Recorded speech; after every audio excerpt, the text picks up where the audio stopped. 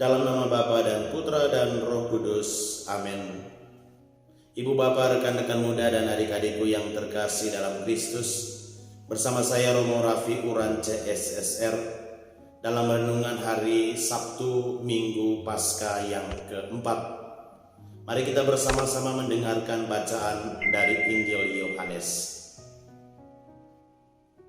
Tuhan bersamamu dan bersama rohmu. Inilah Injil Yesus Kristus menurut Yohanes. Dimuliakanlah Tuhan. Dalam amanat perpisahannya, Yesus bersabda, "Sekiranya kamu mengenal Aku, pasti kamu juga mengenal Bapa-Ku. Sekarang ini kamu mengenal Dia dan kamu telah melihat Dia." Kata Filipus kepadanya, "Tuhan, tunjukkanlah Bapa itu kepada kami. Itu sudah cukup bagi kami." Kata Yesus kepadanya, "Telah sekian lama Aku bersama-sama kamu, Filipus, namun engkau tidak mengenal Aku. Barang siapa telah melihat Aku, ia telah melihat Bapa. Bagaimana engkau berkata, 'Tunjukkanlah Bapa itu kepada kami'? Tidak percayakah engkau bahwa Aku di dalam Bapa dan Bapa di dalam Aku?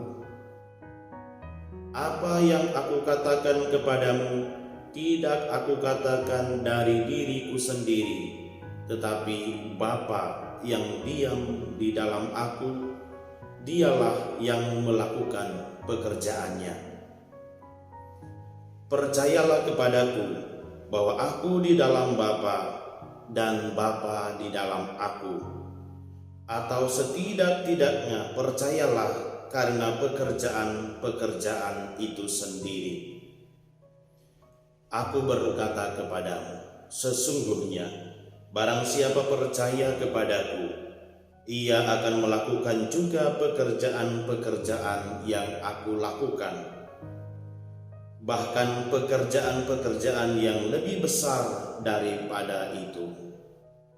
Sebab Aku pergi kepada Bapa, dan apa juga yang kamu minta dalam namaku, Aku akan melakukannya, supaya Bapa dipermuliakan di dalam Anak. Jika kamu meminta sesuatu kepadaku dalam namaku, Aku akan melakukannya." Demikianlah sabda Tuhan. Terpujilah Kristus.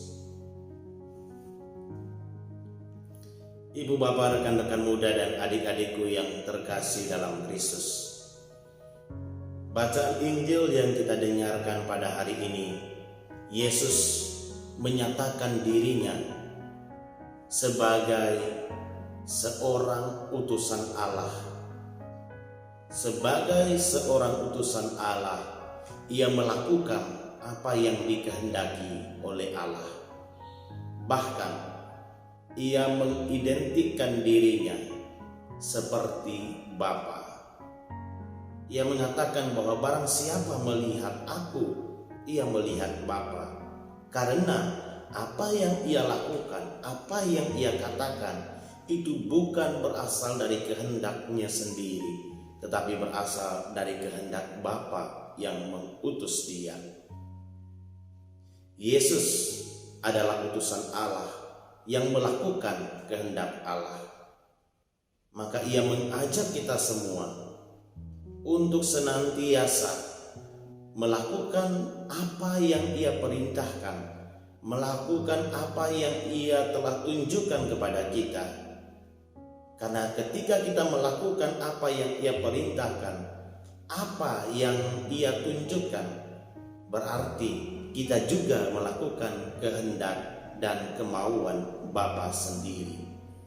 Ibu Bapa, rekan-rekan muda dan adik-adikku yang terkasih dalam Kristus, apa kehendak Bapa yang ditujukan kepada kita para pengikut Yesus?